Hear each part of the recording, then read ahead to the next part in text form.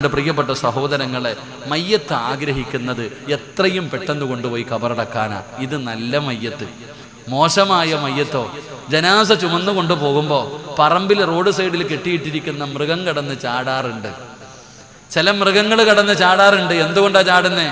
ഈ ജനാസ കടന്ന് നിലവിളിക്കുകയാ, എന്നെ കൊണ്ടുപോകല്ലേ, നിങ്ങൾ എവിടേക്കാ എന്നെ കൊണ്ടുപോകുന്നേ, എന്നെ നിങ്ങൾ കൊണ്ടുപോകല്ലേ, എന്നെ കബറടക്കല്ലേ എന്ന് ജനാസ വിളിച്ചു പറയുകയാ.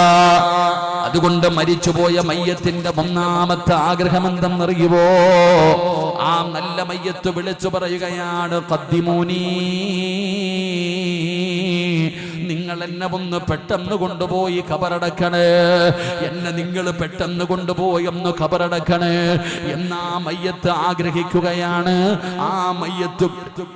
ആ മയ്യത്ത് വിളിച്ചു പറയുമെന്ന് മഹാനായ നബി മുഹമ്മദ് മുസ്തഫ സല്ലല്ലാഹു അലൈഹി വസല്ലമ തങ്ങൾ പറയുമ്പോ, എന്റെ പ്രിയപ്പെട്ട സഹോദരാ, ഇനി രണ്ടാമത്തെ ആഗ്രഹം എന്തെന്നറിയുമോ? പടച്ചവനെ, ജനാസ കൊണ്ടുപോവുകയാ. ജനാസ ഖബർ ആ പള്ളിയിലേക്ക് കൊണ്ടുപോയി. മയ്യത്ത് നമസ്കാരം കഴിഞ്ഞു. ജനാസ ഖബറുംകാട്ടിലേക്ക് ഇറങ്ങുകയാണ്. ചെറുപ്പക്കാരാ, മയ്യത്ത് പള്ളിപ്പറമ്പിലേക്ക് കൊണ്ടിറങ്ങുകയാ. ആ സമയത്തൊരു ശബ്ദം കേൾക്കും, മോനെ, പടച്ചവനെ, ജനാസ ഖബറിലേക്ക് കൊണ്ടുപോകാൻ അതാ ഖബറടക്കുന്നതിന് വേണ്ടി പള്ളിപ്പറമ്പിലേക്ക് കൊണ്ടിറങ്ങുമ്പോ ഖബറവനോട് സംസാരിക്കുമെന്ന് നബി മുഹമ്മദ് മുസ്തഫ സല്ലല്ലാഹു അലൈഹി വസല്ലമ തങ്ങൾ പറയുകയാണ്. ഖബറിന്റെ സംസാരം അവന് കേൾക്കുകയാണ്. ഖബറിന്റെ സംസാരം അവന് കേൾക്കുകയാണ്. പെങ്ങളെ, നിനക്ക് നാവുള്ളതുപോലെ എനിക്ക് നാവുള്ളതുപോലെ ഖബറിന് നാവുണ്ടടോ, ഖബറിന് നാവുണ്ടടോ. എല്ലാ മനുഷ്യരോടും ഖബർ സംസാരിക്കുന്നുണ്ട്. ചെറുപ്പക്കാരാ, എന്റെ ബാപ്പയോട് പറയുകയാണ്, ഞാൻ സംസാരിക്കുന്നത് നിങ്ങൾ കേൾക്കുന്നുണ്ടല്ലോ. ഇതുപോലെ ഖബറിന് നാവുണ്ട്, ആ ഖബർ സംസാരിക്കുന്നുണ്ട്. പക്ഷേ നമ്മളിൽ പലരും അത് കേൾക്കാറില്ല. അത് നമ്മുടെ പോരായ്മയാണ്. ഖബർ സംസാരിക്കുന്നത് കേൾക്കാൻ പറ്റാത്തത് നമ്മുടെ പിഴവാടോ? ഖബർ സംസാരിക്കുമെന്ന് നബി മുഹമ്മദ് മുസ്തഫ സല്ലല്ലാഹു അലൈഹി വസല്ലമ തങ്ങൾ പറയുന്നു. ഖബറിന്റെ സംസാരം കേൾക്കുന്നത് എപ്പോഴും അറിയുമോ സഹോദരാ? ജനാസ പള്ളിപ്പറമ്പിലേക്ക് കൊണ്ടുപോകുമ്പോഴാണ്. ഒരുപാട് പേരോട് ഖബർ സംസാരിച്ചല്ലോ. മഹാനായ ഉമർ ഇബ്നു അബ്ദുൽ അസീസ് റളിയല്ലാഹു തആല അൻഹു മഹാനവറുകൾ ഒരു ജനാസ ഖബറടക്കാൻ പോയതാണ്. ഒരു ജനാസ ഖബറടക്കാൻ പോയതാണ്. മയ്യത്ത് ഖബറടക്കി കഴിഞ്ഞപ്പോ എല്ലാവരും പിരിഞ്ഞു പോവുകയാണ്. ഉമർ ഇബ്നു അബ്ദുൽ അസീസ് തങ്ങൾ ഖബറിന്റെ ചാരത്ത് നിൽക്കുകയാണ്. കൂടെ വന്നവര് പറഞ്ഞു, തങ്ങള് ഖബറടക്കി കഴിഞ്ഞല്ലോ, മയ്യത്ത് കുളിപ്പിച്ചു, കഫം പൊതിഞ്ഞു, നിസ്കരിച്ചു, ഖബർ കുടിച്ചു, ഖബറടക്കി. ഇനി എന്തിനാണ് ഒറ്റയ്ക്ക് പള്ളിപ്പറമ്പിൽ നിൽക്കുന്നതെന്ന് ചോദിച്ചപ്പോ ഉമർ ഇബ്നു അബ്ദുൽ അസീസ് തങ്ങൾ പറയുന്നു, എന്നെ ആരും ശല്യം ചെയ്യരുത്, എല്ലാവരും പോകണേ, എല്ലാവരും പോകണേ. എന്നിട്ട് ആരാരുമില്ലാതെ എല്ലാവരും പോയി കഴിഞ്ഞപ്പോ ഉമർ ഇബ്നു അബ്ദുൽ അസീസ് റളിയല്ലാഹു തആല അൻഹു ഒരു ഖബറിന്റെ ചാരത്ത് ചെല്ലുകയാണ്. ആ ഖബറിന്റെ ചാരത്ത് പോയിരുന്ന് കരയുകയാണ്. സംസാരിക്കുന്നില്ലടോ, ഒന്നും മിണ്ടാതെ ഉമർ ഇബ്നു അബ്ദുൽ അസീസ് ഇങ്ങനെ കരയുകയാണ്. ഖബറിന്റെ ചാരത്തിരുന്ന് മിണ്ടാതെ ഇരുന്ന് കരഞ്ഞുകൊണ്ടിരുന്നപ്പോ, അങ്ങനെ കരയണമെന്നാണല്ലോ, ഖബർ കണ്ടാ കരയണമെന്നാണ്. ഖബറെന്നു കേട്ടാൽ തൽക്ഷണം ഞെട്ടേണ്ടതാ, കണ്ടാലുടൻ വാ വിട്ടു നീ കരയേണ്ടതാ. മേടയ്ക്കു പകരം മാളമാ സുബ്ഹാന റബ്ബി, അതിൽ കിടക്കേണ്ടതാ നസുമാന. ഇതൊക്കെ ചിന്തിച്ചു നീ കരയുക സോദരാ, എങ്കിൽ സുറൂറായി നീ കടക്കും മറുകര. ഖബറിനെ കുറിച്ച് പറയുന്നത് കേട്ടാലേ പേടിക്കണമെന്നാണ്, ഖബർ കണ്ടാ കരയണമെന്നാണ്. ഉമർ ഇബ്നു അബ്ദുൽ അസീസ് കരയുകയാണ്. ഖബറിന്റെ ചാരത്തിരുന്ന് കരയുന്നത് കണ്ടപ്പോ ഖബർ ചോദിക്കുന്ന ഉമർ ഇബ്നു അബ്ദുൽ അസീസ്, ഒരുപാട് സമയമായിരുന്ന് കരയുകയാണല്ലോ, എന്തേ എന്നോടൊന്നും നിനക്ക് ചോദിക്കാറില്ലേ? എന്റെ അകത്ത് കിടക്കുന്നവന്റെ അവസ്ഥ നിനക്കറിയണോ? ഞാൻ എങ്ങനെയാണ് പെരുമാറുന്നതെന്നറിയണോ? ഉമർ ഇബ്നു അബ്ദുൽ അസീസ് ഖബറിനോട് ചോദിക്കുന്നു, എങ്ങനെയാ ഒരു ജനാസ കൊണ്ടുവച്ചാൽ എങ്ങനെയാണ് നീ പെരുമാറുന്നതെന്ന് ചോദിക്കുമ്പോ ഖബർ പറയുന്നു, മസഖ്തുൽ കുഫാർ വസദഖതൽ മുഖലതൈൻ വഅഖൽതുൽ ലഹുമാ. ഖബർ പറയുകയാണ്, ഞാൻ അവന്റെ കഫം തുണികൾ വലിച്ചു കീറുകയാണ്. അല്ലാഹുവേ,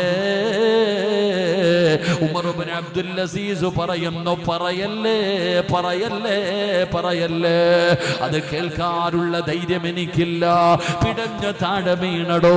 ഒരു മയ്യത്തിനോട് പെരുമാറുന്നത് എങ്ങനെയാണ് എന്ന് ഖബർ പറയാൻ തുടങ്ങുമ്പോഴേ ചെവി പൊത്തിപ്പിടിച്ച് നിലവിളിച്ചുകൊണ്ട് ബോധം കെട്ട് ഉമർ ഇബ്നു അബ്ദുൽ അസീസ് താഴെ വീഴുകയാണ്. പറയല്ലേ. ഖബറിന്റെ മുകളിലേക്ക് ഉമർ ഇബ്നു അബ്ദുൽ അസീസിന്റെ കണ്ണുനീര് വീഴുകയാണ്. ചെറിയ കുട്ടികളെ പോലെ ഖബറിന്റെ മുകളിൽ കിടന്ന് കരയുന്ന ഉമർ ഇബ്നു അബ്ദുൽ അസീസിനെ കണ്ടപ്പോ ഖബറിന് പോലും സങ്കടം തോന്നുകയാണ്. അപ്പോഴാണ് ഖബർ പറഞ്ഞു കൊടുത്തത്, അല്ലദുല്ലുക അലാ അഖ്ഫാനിൽ അതുബ്ലാ, രക്ഷപ്പെടാനുള്ള വഴി പറഞ്ഞു കൊടുത്തെന്ന് ചരിത്രം പറയുമ്പോ എന്റെ പ്രിയപ്പെട്ട സഹോദര, ജനാസ ഖബറിലേക്ക് കൊണ്ടുവച്ചു. അതാ പിടിമണ്ണ് വാരി വെച്ചു, പലക നിരത്തുകയാണ്. എല്ലാവരും മണ്ണ് വാരിയിടുകയാണ്. മിൻഹാ ഖലഖനാകും വഫീഹാ നുഈദുകും വമിൻഹാ നുഖ്രിജുകും താറത്തൻ നുഖ്റാ എന്ന് പറഞ്ഞുകൊണ്ട് പിടിമണ്ണ് വാരിയിടുകയാണ്.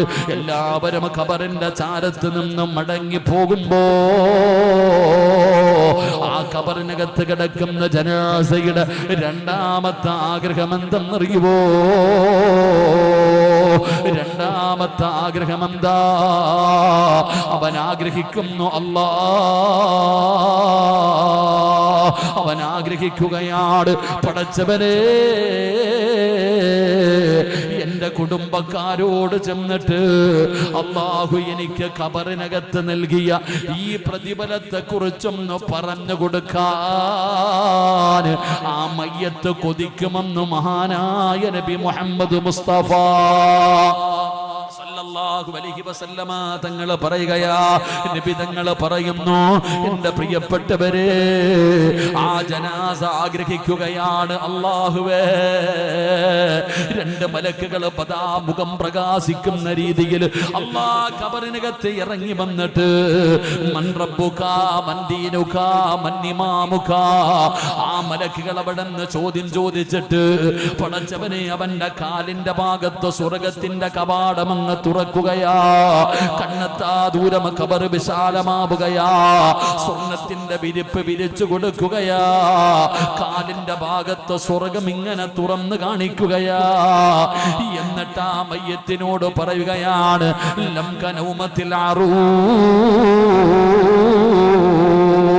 ഖിയാമത്ത് നാട് വരെ മണിയറയ്ക്കകത്ത് കിടന്നുറങ്ങുന്നവനെ പോലെ നീ ഇതിനകത്ത് കിടന്ന് ഉറങ്ങിക്കോ എന്ന് അല്ലാഹുവിന്റെ മലക്കുകൾ ആ മയ്യത്തിനോട് പറയുകയാണ്.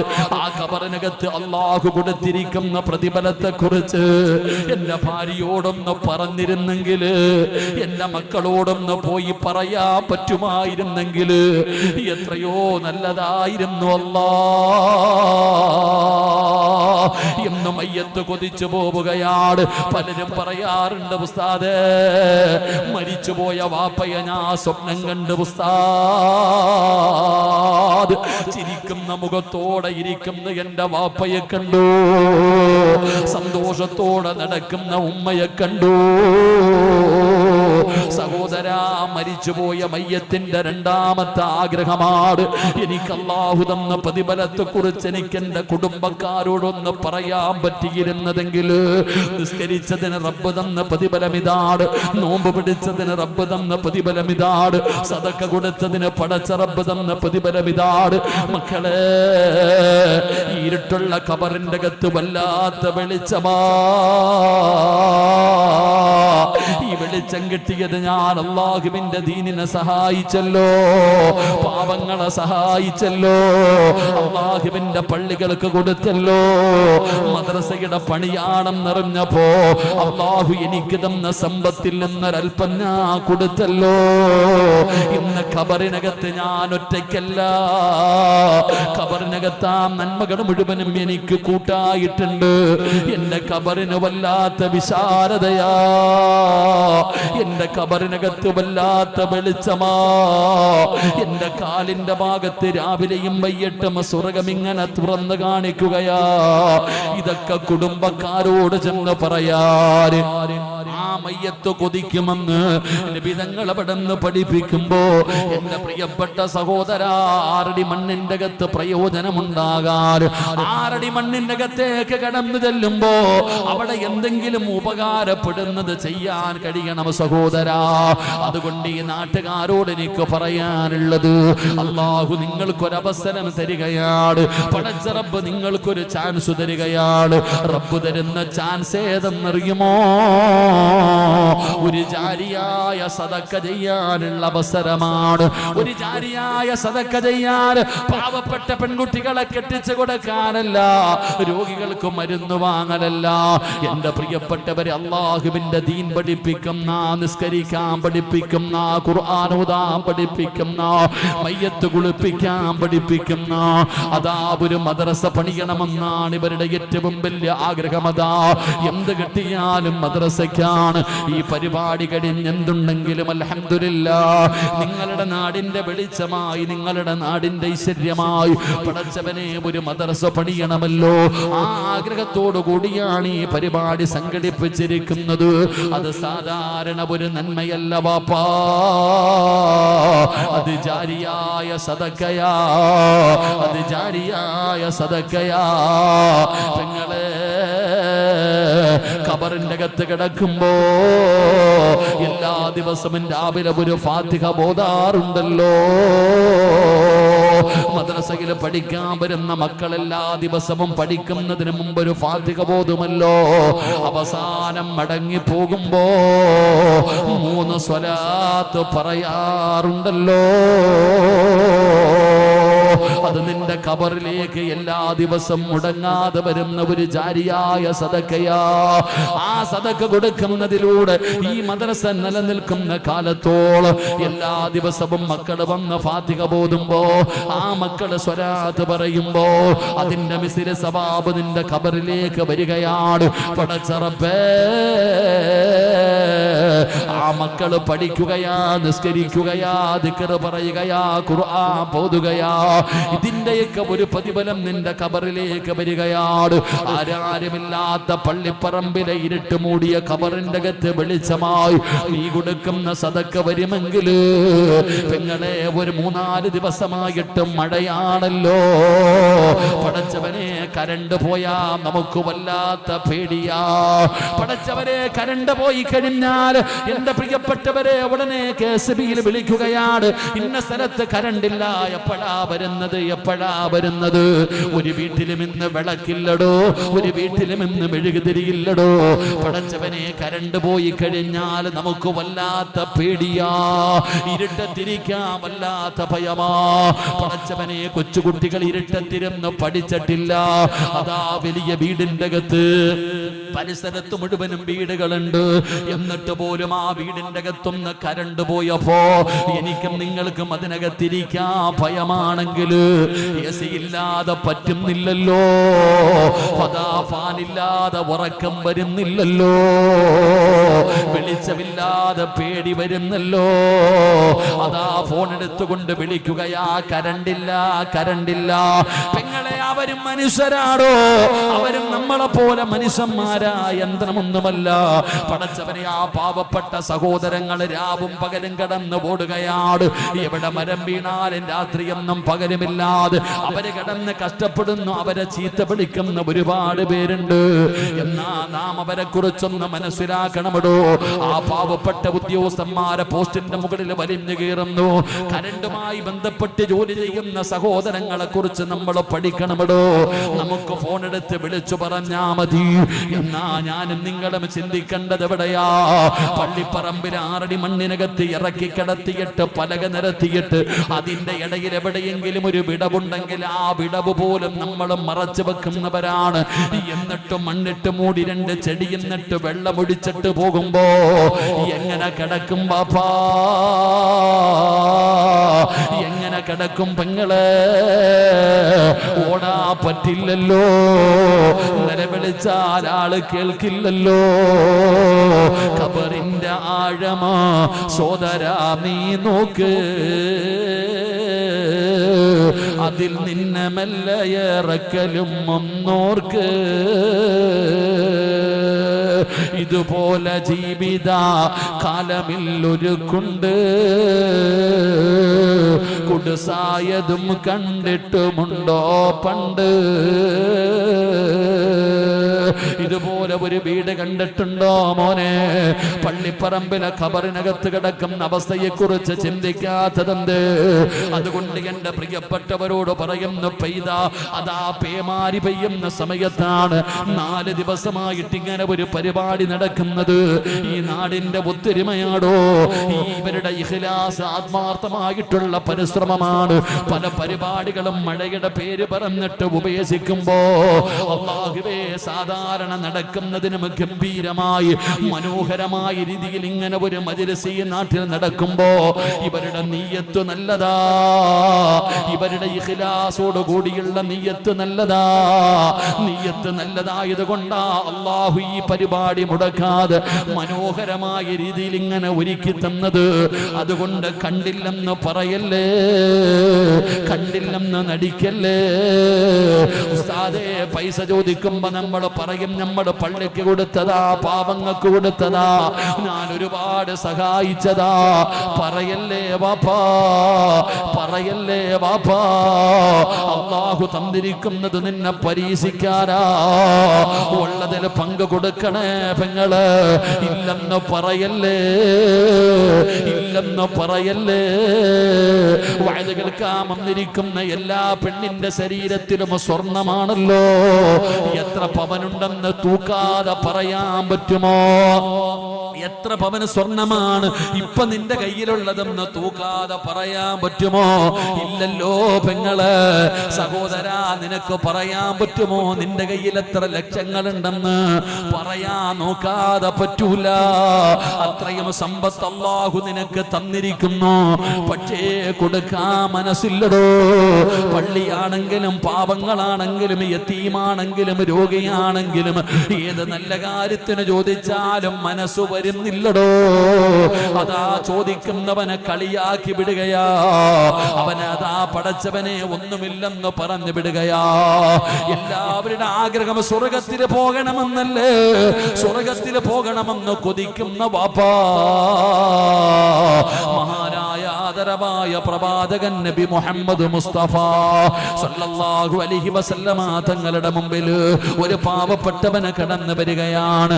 യാ റസൂലല്ലാഹ്, അല്ലാഹുവിന്റെ നബിയേ, ഭക്ഷണം കഴിച്ചിട്ട് ദിവസങ്ങളായി നബിയേ, ഞാനൊരു പാവപ്പെട്ടവനാ നബിയേ, എന്റെ കയ്യിൽ ഒന്നുമില്ല നബിയേ, എന്നെ ഒന്ന് സഹായിക്കണേ എന്ന് മുത്തി നബിയുടെ മുമ്പിൽ വന്ന് ചോദിക്കുമ്പോ അല്ലാഹുവിന്റെ പ്രവാചകം തന്റെ പ്രിയപ്പെട്ട ഭാര്യയായ ആയിഷ ബീവിയുടെ മുഖത്തേക്ക് നോക്കുകയാണ്.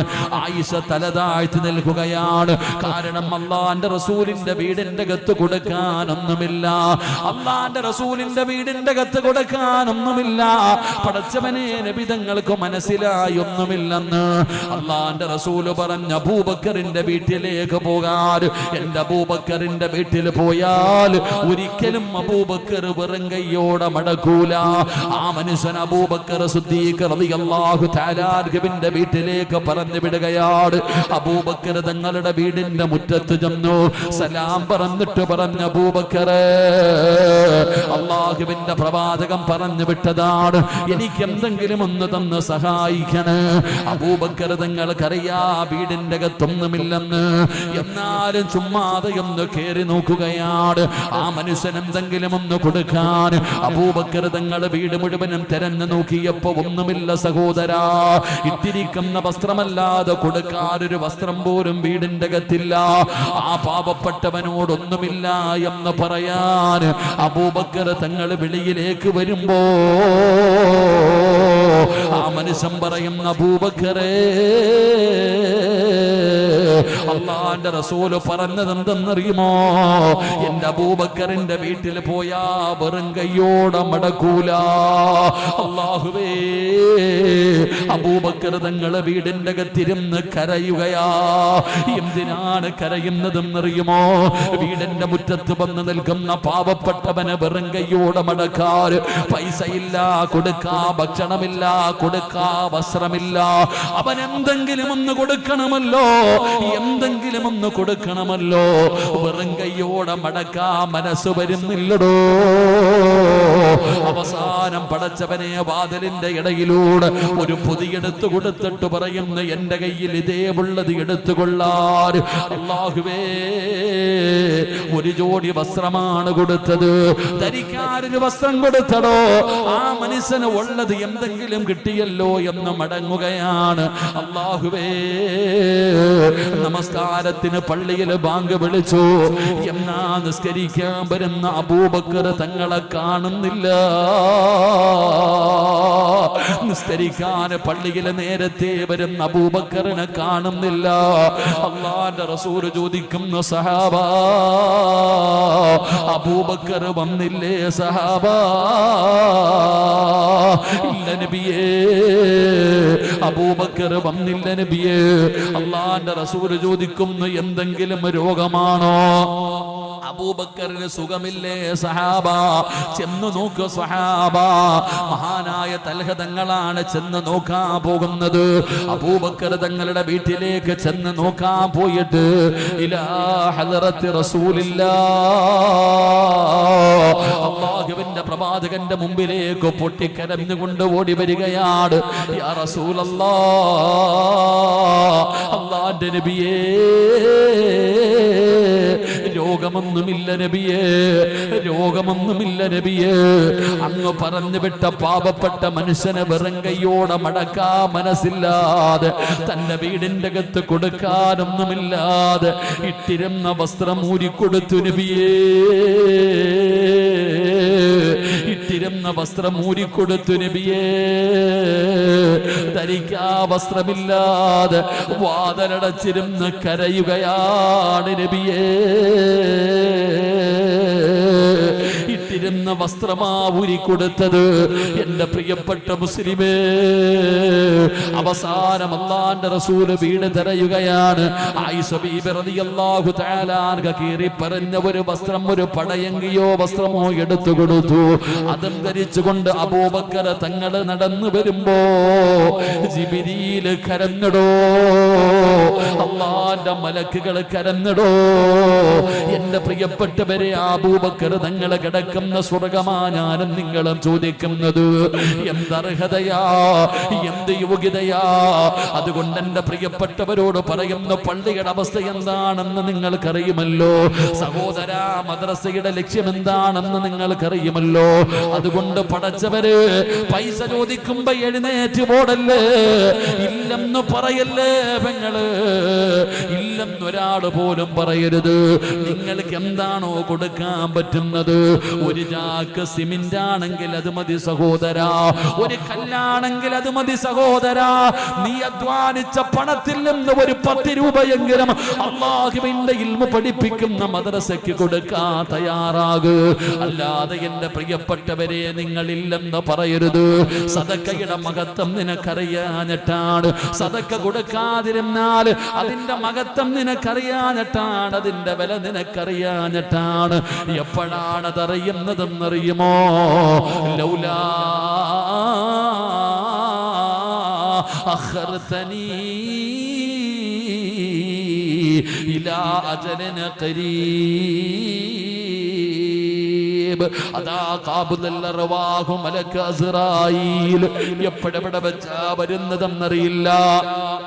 അത് പറയുമ്പോഴാണോ, കേൾക്കുമ്പോഴാണോ, ദുആ ചെയ്യുമ്പോഴാണോ, ഇറങ്ങി പോകുമ്പോഴാണോ?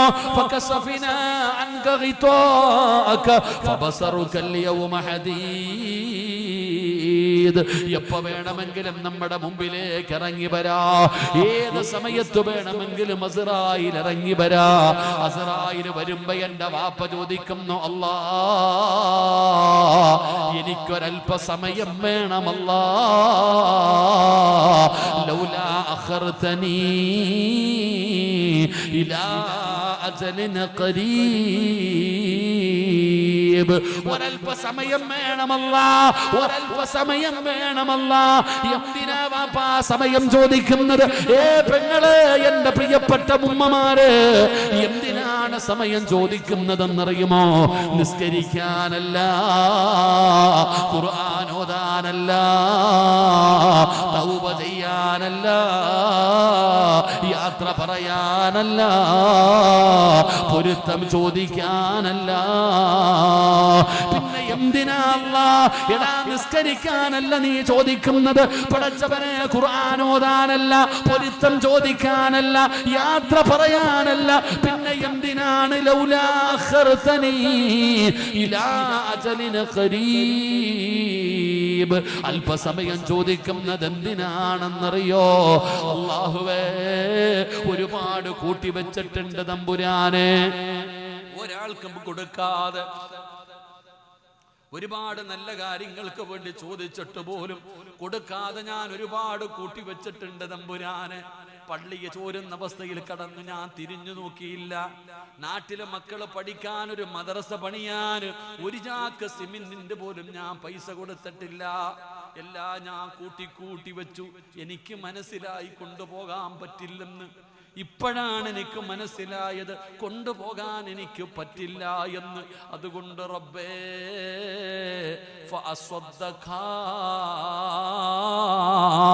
എനിക്ക് സദക്ക കൊടുക്കണം പടച്ചവനെ, എനിക്ക് സദക്ക കൊടുക്കണം തമ്പുരാനെ. എൻ്റെ ഭാര്യയോടൊന്ന് പറയണം, പെണ്ണേ, ഞാൻ സമ്പാദിച്ചു വെച്ചതിൽ നിന്നൊരൽപ്പമെങ്കിലും നീ പള്ളിക്ക് കൊടുക്കണേ, മദ്രസയ്ക്ക് കൊടുക്കണേ എന്നൊന്ന് പറയാ. മക്കളെ, ഉമ്മാടെ ശരീരത്ത് കിടക്കുന്ന സ്വർണമെങ്കിലും എല്ലാം നിങ്ങൾ എടുത്തോ. ഈ ശരീരത്ത് കിടക്കുന്ന സ്വർണമെങ്കിലും അല്ലാഹുവിന്റെ പള്ളിക്കൊന്ന് കൊടുക്കണേ എന്നൊന്ന് പറയാ. ഒരല്പസമയം തരണേ അല്ലാ. ഇല്ല വാപ്പാ, 40 കൊല്ലം 50 കൊല്ലം 60 കൊല്ലം അല്ലാഹു നിനക്ക് തന്നിട്ട് കൊടുത്തില്ലല്ലോ. നാണം കെടും വാപ്പാ, നാണം കെടും പെങ്ങളെ. അതുകൊണ്ട് ആരോടും ഞാൻ പറഞ്ഞു വെച്ചിട്ടില്ല. എഴുന്നേറ്റ് ഓടേണ്ടവർക്കോടാ, ഉറക്കം നടിക്കണ്ടവർക്ക് ഉറക്കം നടിക്കാം, തലകുനിച്ചിരിക്കേണ്ടവർക്ക് തലകുനിച്ചിരിക്കാം. ഒരേ ഒരു പ്രതിഫലമേ ഉള്ളൂ. നിങ്ങളുടെ മഹല്ലിൽ ഒരു മദ്രസ വേണം. അല്ലാഹുവേ, ആ മദ്രസ പണിയുന്നതിന് വേണ്ടി ഒരു കല്ല് വാങ്ങിക്കൊടുത്ത അല്ലാഹു നിനക്ക് തരുന്ന പ്രതിഫലം എന്തെന്നറിയോ? ഇന്നല്ലാഹ അസ്തറാ മിനൽ മുഅ്മിനീന അൻഫുസഹും വ അംവാലഹും ബിഅന്ന ലഹുമുൽ ജന്നാ. ഞാൻ പറയുകയല്ല, അല്ലാഹു പറയുകയാ. അല്ലാഹു പറയുന്നു നിനക്ക് സ്വർഗം തരാമെന്ന്. പെങ്ങളെ, അല്ലാഹു പറയുന്നു നിനക്ക് സ്വർഗം തരാമെന്ന്. വേണോ പെങ്ങള്? വേണോ പെങ്ങള്? അല്ലാഹുവിന്റെ സ്വർഗം വേണോ പെങ്ങള്? ഇന്ന് നിന്റെ പേര് വിളിച്ചു പറയില്ല, ഫ്ലക്സ് വെക്കില്ല, ആരും അറിയില്ല. എന്നാ നീ കൊടുത്ത സദക്കയുടെ പ്രതിഫലം നിനക്കറിയടോ. അസ്റായിൽ എന്ന് പറയുന്ന മലക്ക് കടന്നു വന്നിട്ട് കാലിന്റെ തള്ളവിരൽ മുതൽ റൂഹ് പിടിച്ച് തൊണ്ടക്കുഴിയുടെ ഭാഗത്തേക്ക് കടന്നു വരുമ്പോ എന്തൊരു വേദനയാണെന്നറിയോ, എന്തൊരു വേദനയാണെന്നറിയോ. അല്ലാഹുവിന്റെ റസൂല് പറഞ്ഞു, ആയിഷ ഇന്നൽ മൗതി ലസകറാ, മരണത്തിന് വല്ലാത്ത വേദനയാ ആയിഷ. പറഞ്ഞത് മുത്തുനബിയാ പെങ്ങള്. വാപ്പമാരെ, കുല്ലു നഫ്സിൻ ദാഇഖത്തുൽ മൗത്ത്, മരണത്തിനൊരു വേദനയുണ്ട് വാപ്പാ. ഞാനും നിങ്ങളും ഉദ്ദേശിക്കുന്ന വേദനയല്ല. ഈ ലോകം തന്നെ പടയ്ക്കാൻ കാരണക്കാരനായ നബിതങ്ങളാണ് മരണവേദന സഹിക്കാൻ കഴിയാതെ എഴുന്നേറ്റല്ലോ, തിരിഞ്ഞും മറിഞ്ഞും കിടന്നല്ലോ, വെള്ളം കോരി മുഖത്തൊഴിച്ചല്ലോ. അസ്റായിലേ, ഒന്ന് പതുക്കെ പിടിക്കുക അസ്റായീൽ, എനിക്ക് വേദനിക്കുന്നു അസ്റായീൽ. യാ റസൂലല്ലാഹ്, അല്ലാഹുവിന്റെ നബിയേ, ഇതിനെക്കാളും മയമായി പിടിക്കാൻ എനിക്കറിയില്ല നബിയേ. ഇത് സിറാജ് പറഞ്ഞ വാക്കല്ലടോ. മദീനയിലെ പച്ചക്കുപ്പയുടെ മടിത്തട്ടിൽ കിടന്നുറങ്ങുന്ന ലോകത്തിന്റെ നേതാവ് ആദരവായ പ്രവാചകൻ നബി മുഹമ്മദ് മുസ്തഫ സല്ലല്ലാഹു അലൈഹി വസല്ലമ തങ്ങളാ പറഞ്ഞത്, മക്കളെ, മരണത്തിന് വല്ലാത്ത വേദനയാ, മരണത്തിന് വല്ലാത്ത വേദനയുണ്ടെന്ന്. അതുകൊണ്ട് എന്റെ പ്രിയപ്പെട്ടവരോട് പറയുകയാ, എപ്പോ എവിടെ വെച്ചാണ് വരുന്നതെന്നറിയില്ല, ഏത് രീതിയിലാണ്